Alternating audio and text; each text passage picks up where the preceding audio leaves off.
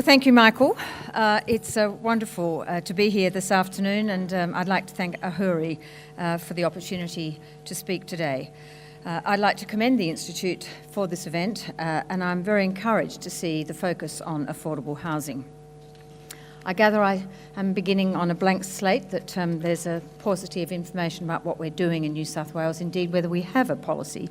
So I'm very pleased to be here to fill you in. Because we all know that there is value in ensuring that we provide more affordable housing for those who need it. And there is no city in Australia probably more challenged by the lack of affordable housing than Sydney. We know that more affordable housing for people on low incomes eases the pressure on an overstretched social housing system. It provides a pathway out of social housing.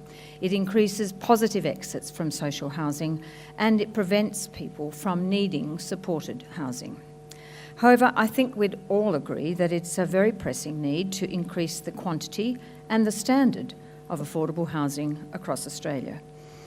In part, current governments, wherever we are playing catch-up on the very slow increase in the supply of affordable housing, especially Sydney, over the past 30 years. Recently, influences such as the casualisation of the workforce and higher rents have meant that the housing continuum is even more stretched, impacting the availability of adequate housing, affordable housing. At the same time, national programs implemented to create more affordable housing are wrapping up. Although the ongoing Commonwealth support for tenants has been demonstrated through Commonwealth Rental Assistance and now the National Housing Finance and Investment Corporation, funding for new entry into the National Rental Affordability Scheme, NRAS, has now ended. Affordable housing has also suffered from definitional issues, confusing it with housing affordability, or misunderstood to be a lion's share percentage of market rent. And it is important to acknowledge that the problem extends beyond policy or economics.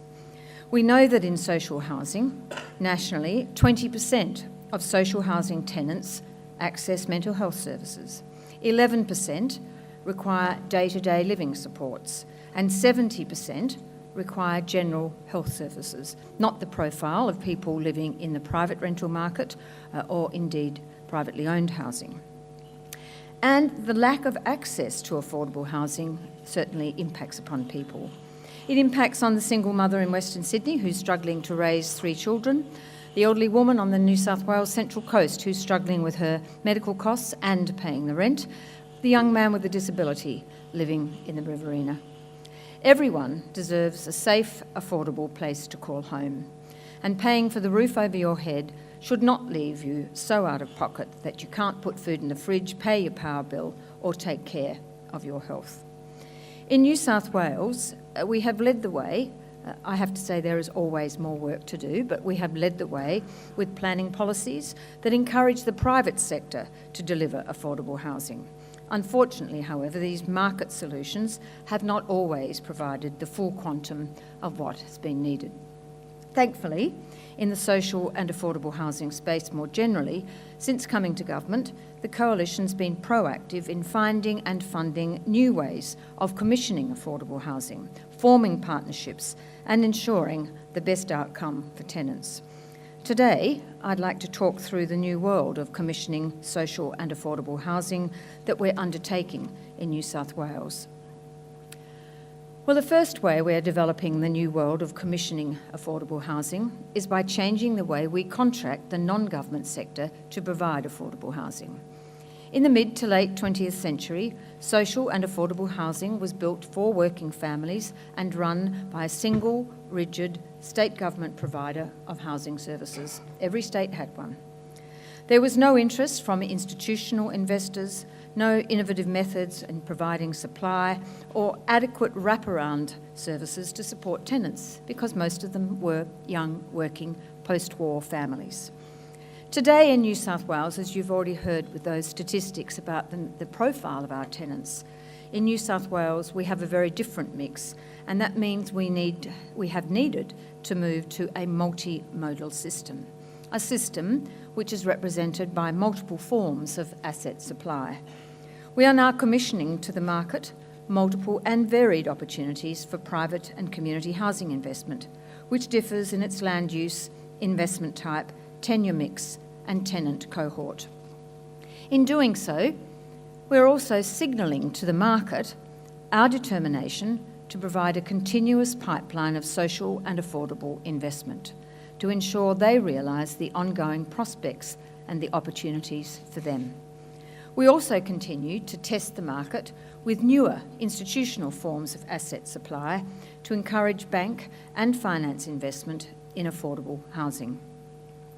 A key part of this multimodal system in New South Wales is the Social and Affordable Housing Fund. We call it the SAF.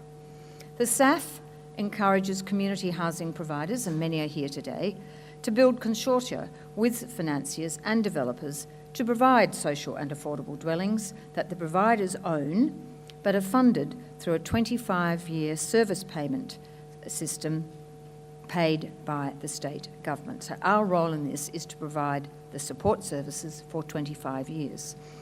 Although the dwellings are not owned or maintained by government, they contribute to gross affordable housing supply and are spread evenly across metropolitan and regional areas.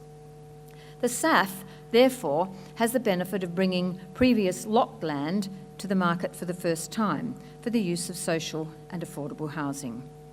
Contracts for the first phase of the SAF were announced last year and will deliver 2,200 social and affordable homes to the market. And the contribution of the government, as you know, is in the billions. Some of the dwellings are already online and actually tenanted.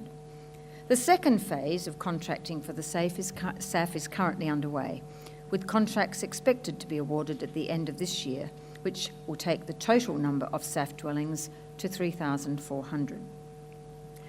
And the key to the SAF is that it's not just about the house. The SAF recognises the need for supports to help tenants develop economic and social independence, their dream and our dream for them. The SAF is the first time in Australia that a government has invested in social and affordable housing in this way, and that it has been secured as an integrated package of services designed to enhance tenant outcomes, along, of course, with dwellings. I'm very pleased today to announce that there are 7 respondents to the SAF Phase 2 expression of interest who will now be going through to the RFP stage. And those successful respondents are Anglican Community Services, Bridge Housing Limited, Housing Plus, Mission Australia Housing Partnership, the New South Wales Aboriginal Land Council, St George Community Housing Portfolio Limited, and Uniting New South Wales and ACT. The second way we are developing the new world of commissioning affordable housing is by ensuring we take a tenant-first approach. The New South Wales Government's social housing building program's Communities Plus, is the biggest social and affordable housing building program of any state or territory across the country. Communities Plus is redeveloping old social housing estates that the government owns into new mixed tenure communities of social, affordable and private housing. So it reaches all parts of the housing market. Communities Plus engages the private sector in partnership with community housing providers to design, fund and build new master-planned communities on these old sites. And old sites that you would all know were often the local focus of high crime rates, poor attendance at school, low employment rates, and everything else we consider when we consider family disadvantage. So the Ivanhoe Estate in northwest Sydney is the first major site in the Communities Plus program. Ivanhoe was an old, concentrated superlot social housing estate that the government owned. It was built in the 1980s and it contained walk-up dwellings. The site had inadequate community facilities. It was in very poor condition and it was solely previously social housing. So social housing families lived side by side. With the New South Wales Government undertaking the Communities Plus model on this site, this new community is now being master planned with world-leading design and gaining the addition of significant community infrastructure. The new site, where we've already begun construction, will include up to 1,000 social and 128 affordable rental apartments. It's more than $2 billion in economic activity, and it will provide 4 times the amount of social housing that was there originally. So tell me, and I can boast, I think, tell me how many projects in Australia are delivering 4 times the amount of social housing on the same site and at this scale. What we're really excited about, though, for Ivanhoe, is that there will also be tailored support plans available to assist the social housing tenants living on this site. And you'll hear more about the design considerations at another session. So Mission Australia Housing will provide support to assist social housing residents to reconnect or connect with education, with training and employment opportunities, and of course with some of the services that are often required as prerequisites to going back to education, like drug and alcohol services. At Ivanhoe, we will see $21 million worth of social housing programs, which will see services including tailored and personal plans to connect those social housing tenants with education, training and employment. $120 million of social and community infrastructure, which will include a new high school, 2 childcare centres and a 120-bed residential aged care facility, all on this same site. Also at Ivanhoe, we will see, for the first time in the country, mixed tenure at significant scale. A 70-30 split of 70% private dwellings to 30% social dwellings. I know there are some places where they argue for 90 private, 10 public. We believe, with the research, that the right mix, the ideal mix, is 70-30. So in New South Wales, we are deeply committed to Communities Plus, with planning, with infrastructure, with roads, with the Department of Education. We've all had to work together to bring a project like Ivanhoe together to be the magical place for transforming lives that we need it to be. But back to that 70-30 split. Why do we think that's ideal? Well, the research shows us that that 70-30 split delivers on economic and social outcomes. It results in reduced crime, better amenities, reduced perceptions of social stigma, which is terribly important for children, and reduced unemployment. It means children in social housing going to school side by side with other children who live in private houses, seeing mums and dads who work and who supervise their homework. It means private and social tenants coming together at local community events, meeting each other and developing those bonds of friendship that are such an important part of a functioning family and individual's life. Assimilation of tenants with employment and those without, to give everybody confidence that they can do this. And I think, as I said, you'll hear more about Ivanhoe later on. So lastly, we are developing the new world of commissioning affordable housing by continuing to increase partnership with the non-for-profit sector. Governments can't go this alone.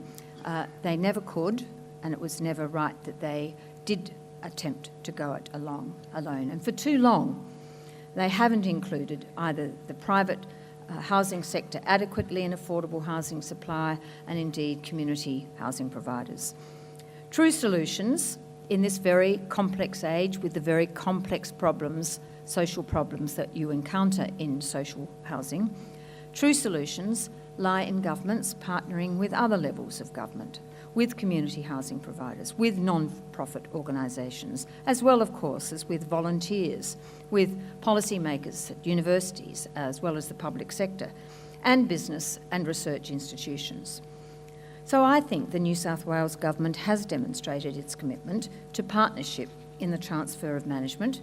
We have approximately 14,000 dwellings transferred to community housing providers in 4 districts across New South Wales: the Mid-North Coast, Hunter New England, Northern Sydney and the Shoalhaven. By the end of this transfer process, the community housing sector will manage nearly 35% of all social housing in New South Wales. And I think that means we're probably the leading state for that in Australia, and I believe it's going to produce some wonderful results. Because management transfers assist in creating competition and diversity in the provision of tenancy management services. They also expand the capacity and capability of community housing providers, improve their balance sheets, and provide more affordable housing. And we continue to partner because we know that it does make a difference to people's lives. In August last year, a group of residents at a retirement village in Western Sydney were told they would have to vacate in 90 days because it had come up for private redevelopment. The residents were elderly, mostly single, and they absolutely had no other option for housing. So in November, Wentworth Housing, one of our social housing providers, became aware of the plight of these residents and offered all who needed it immediate housing in a new affordable housing development in St Mary's. That had been funded through a combination of both government and Wentworth Housing. I went to the site to open it earlier this year and met one of these new tenants, Raj. Raj gave me a tour of his new ground floor unit. He was incredibly pleased and proud of his new place, and he just couldn't wipe the smile off his face. And he knew he was only able to be housed because Wentworth Housing took the trouble, went to the trouble of looking out for him, and he knew about Wentworth's partnership with government. So to conclude, I challenge you all in your discussions this afternoon, whether you're a policymaker, a housing provider, or an industry representative. How do you think about tenant outcomes in your organisation as you talk and plan for affordable housing supply? Are you doing more than providing a house, or are you providing for better lives, for pathways to independence, and of course to hope? How do you build a commissioning model? Is our commissioning model in New South Wales as good as it can be? How do we build multimodal models that are operating in mature markets like ours? How do you build partnerships that will contribute to building both more supply and obtain better outcomes? So the world of affordable housing is changing. We need the nimbleness and the innovation of the community housing providers and the private sector, and we need them to be working together. We need policymakers and peaks that are bold and willing to try new models, not to just wag the finger and say governments should be doing this. So I'm looking forward to hearing the outcomes from today's conference and to continue to provide for the most vulnerable in our communities who need it the most. Thank you.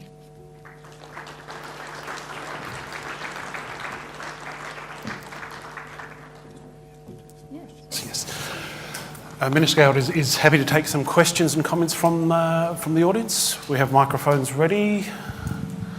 Please raise your hand. It's hard to see. Stunned silence. Question down here, down the front here.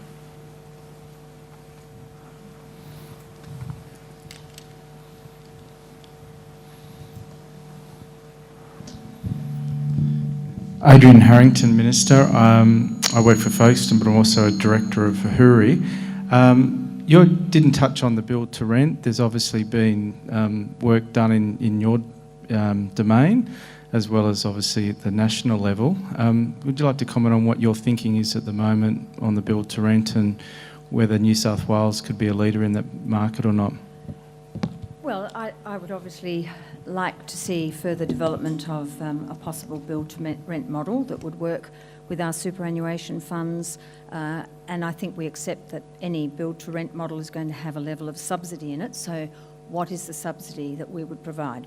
Would it be in kind? Would we be providing land?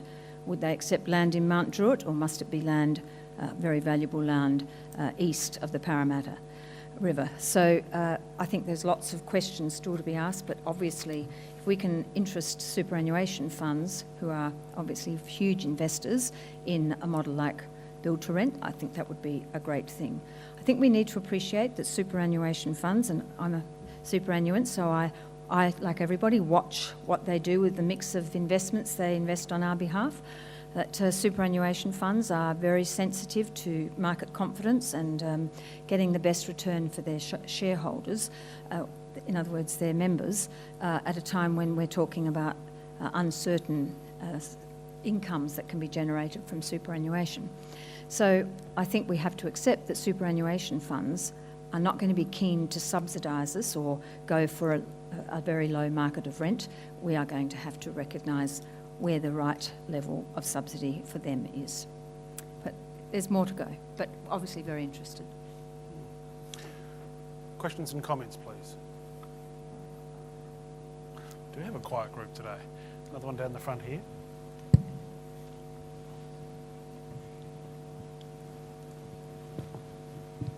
Hi, Stephen Rowley, Curtin University. We've seen this success of Curtin, Western Australia, which has a very successful affordable housing strategy, as does the ACT. We've seen Victoria implement their affordable housing strategy. Is there any plans for a broad affordable housing strategy covering the whole housing continuum in New South Wales? Look, I think that's a very difficult question for New South Wales. I mean, the average, there's 3/4 of Sydney now, the average house is worth more than $1 million.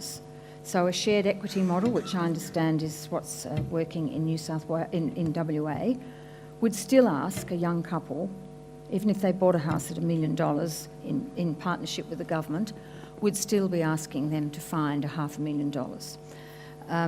That's if you went 50-50. So because the quantums are so big, the dollars are so big, I haven't asked for it to be evaluated, but it's not obvious to me that this is an affordable solution for the New South Wales government.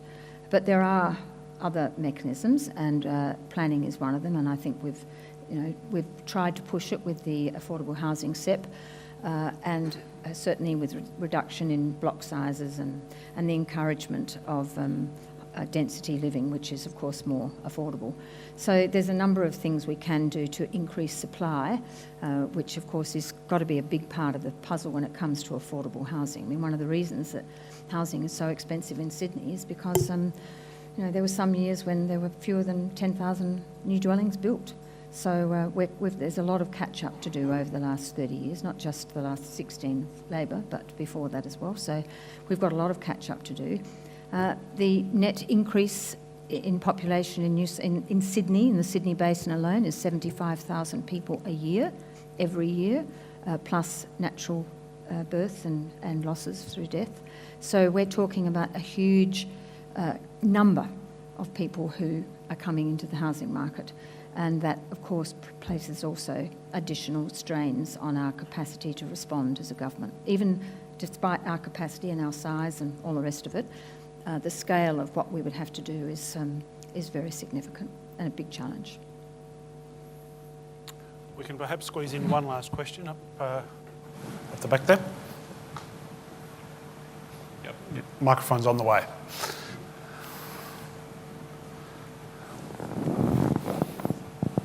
Minister, I'm just wondering whether you could comment on the cost of social housing in terms of the type of tenant that you mentioned inhabits those dwellings, and obviously sometimes the maintenance of those is heavily impacted by their emotional, social and mental capacities. But at the same time, that maintenance is absolutely critical to improving those previous things that I just mentioned. I'm just wondering whether you could comment on that and how the government addresses that, because I've seen dwellings that do not provide the capacity for those people to improve in those areas. Correct. And when that has been provided, they have improved remarkably. Yeah, I agree with you, and that's why we always say that we are increasing and replacing social housing stock. We've got a very old housing stock. The heritage properties that many of you probably disapprove of me selling in Millers Point, the average maintenance cost was $500,000 per house. That's $400,000 we couldn't spend on 4 other properties maintaining a more modern and fit-for-purpose dwelling. So maintenance of an ageing housing stock is a particularly raw issue for me, and I think we're spending as much as we can on it. We've certainly upped the amount that we're spending on it. And that's one of the reasons I'm very keen to see some turnover in stock. We sell houses every year because they either are unfit for purpose or they help us to renew the rest of the stock. So, and I think most public social housing companies or organisations would do similarly. But despite all of that, your point is that our tenants can be hard on their properties. That is absolutely true, and we have now instituted a very strong antisocial behaviour management program, which is not about punishing people with antisocial behaviour who bash holes in walls and cause damage to the building. It's about making sure the other tenants in that building feel safe and secure. We now have a program where we intervene early. The moment we start to get neighbours ringing up and complaining about drug dealing, their children seeing drug deals in the passageway, people hanging around, unsavoury people hanging around, and of course the disturbances that, somebody with schizophrenia who is no longer on their medications, as we all know, they can have terribly tragic episodes where they do become very distressed and they distress all of those around them. So a big part, I think, of making social housing a safer and more secure place for all our tenants so that they can get on with their lives. You can't expect a mum with 3 kids to want to go to work the next morning or to want to go to TAFE if she's worried about the man next door and what he might be saying or doing with her children, or woman for that matter. So it's a very important part of providing social housing services that do more than provide a home, that give every one of our tenants an opportunity to gain that independence that we all assume is a right in Australia. So that's why we have an antisocial behaviour program. That's why we are increasingly engaging with support services that are quick off the mark when it comes to looking at our tenants. We have a special housing program called HASI and another HASI Plus for people with severe and serious mental health problems that live in public housing but with very strong daily support for their needs. And in addition to that, we recognise that if you break up that mix so that it's not a whole street or a whole block of people with a range of complexities, including old people who, in Waterloo, which is where we have a large number of big, high, multi-storey buildings, I met old people who were too frightened to come out of their house. They would come out once a week to do the shopping, but they were too frightened to come out and go and sit in the gardens that we built downstairs because they were frightened of what the other tenants might say or do to them. I want to make that better for them, but I know that so many people in public housing who are causing those issues are people who also desperately need help. And the mistake governments, I have to say, both complexions for decades have made is, you've got a house, that's it. You're fixed now, we can walk away, we can relax. Well, actually you can't, because if you don't fix what goes with that, they're more likely to be readmitted to a mental health institution. They're much more likely to be readmitted into an emergency department. They stay longer in public hospitals. Their children are more likely to be removed. They are themselves are more likely to struggle with drug and alcohol problems that need treatment. And, of course, their mental illness goes unaddressed. And domestic violence, we know, is also one of the complexities. It's not true of all of them. I mean, I live in a country town and I've got a great block of elderly tenants who are all very safe and comfortable and wonderful with one another. But we know these problems are more likely in social housing, and the days when governments could wash their hands of that and say, well, we've got you a house, and walk away and not really care even about the other tenants and how they are coping. I mean, fancy not feeling you could go out of your front door other than to go to the shops once a week because you're frightened of what your neighbours are going to do to you. That is no way to live, and that is not a great credit to government. So we need to do better at that, and I'm hoping that the programs that we're instituting and our partnership with people like Mission, with great community housing providers and with service providers and places like Ivanhoe, we will start to address those problems. We will not break into generational disadvantage by providing people with social housing and walking away. I have been to social housing estates where you talk to mums and dads who have lived in social housing all their lives, and they would have been that post-war generation where that was the quick way to house families after the war. And I said to them, how many of your children live near you? And a surprising percentage of their children grow up to live in social housing too, but with more complexities. So we haven't done their kids any service by giving that to them as a future. Would you please join me in thanking Minister Goward? Thank you very much, Minister. Thank you.